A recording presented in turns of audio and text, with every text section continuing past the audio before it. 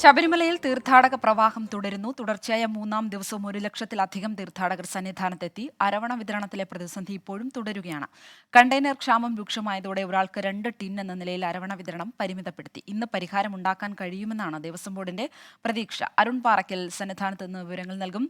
അരുൺ, മകരവിളക്കിനോട് വരവേ സന്നിധാനത്തെ തിരക്കിപ്പോൾ എത്രത്തോളമാണ്? ഈ തിരക്ക് നിയന്ത്രിക്കാനുള്ള നടപടികൾ ഏത് തരത്തിലൊക്കെയാണ്? അതോടൊപ്പം ഈ അരവണ ക്ഷാമം സംബന്ധിച്ച ഒരു പരിഹാരം, അത് സംബന്ധിച്ച് എന്ത് വിവരമാണ് ലഭിക്കുന്നത്?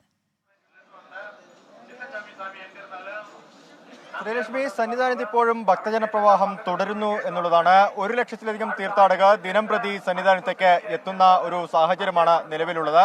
18-ാം പടി 4500-നും 5000-നും ഇടയിൽ 18-ാം പടിയിൽ ഭക്തജനങ്ങൾ കയറുന്നു എന്നതാണ് പ്രധാനമായും പറയാനുള്ളത്. മരക്കൂട്ടം വരെ ക്യൂ നീളുന്ന ഒരു സാഹചര്യമാണ് നിലവിൽ സന്നിധാനത്തും ഒക്കെ ഉള്ളത്. എന്തായാലും ഈ അരവണ പ്രതിസന്ധി ഇപ്പോഴും രൂക്ഷമായി തുടരുന്നു. പൂർണ്ണമായും അതിനൊരു പരിഹാരം കണ്ടെത്താൻ ദേവസ്വം ബോർഡിന് കഴിഞ്ഞിട്ടില്ല എന്നാണ് മനസ്സിലാക്കാൻ സാധിക്കുന്നത്. ഇന്ന് പുലർച്ചയോടുകൂടി പുതിയതായി കരാറെടുത്ത 2 കമ്പനികൾ 50,000 കണ്ടെയ്നറുകൾ എത്തിച്ചിട്ടുണ്ട്. പക്ഷേ അത് പോരാ എന്നുള്ളതാണ് യാഥാർത്ഥ്യം. ഇപ്പോൾ നിലവിൽ അരവണ ഒരു ഭക്തന് നൽകേണ്ട അരവണയുടെ എണ്ണം പരിമിതപ്പെടുത്തിയിട്ടുണ്ട്. നേരത്തെ 5 ആക്കി ചുരുക്കിയിരുന്നു, അതിപ്പോൾ 2 ആക്കി ചുരുക്കിയിട്ടുണ്ട്. എന്തായാലും അരവണ വിതരണത്തിലെ ആ പ്രതിസന്ധി ഇപ്പോഴും തുടരുകയാണ്. അതിനൊരു ശാശ്വതമായ പരിഹാരം കണ്ടെത്താൻ ദേവസ്വം ബോർഡിന് ഇതുവരെ ശബരിമലയിൽ തീർത്ഥാടക പ്രവാഹം തുടരുകയാണ്. അതോടൊപ്പം അരവണ വിതരണത്തിലെ പ്രതിസന്ധിയും തുടരുകയാണ്.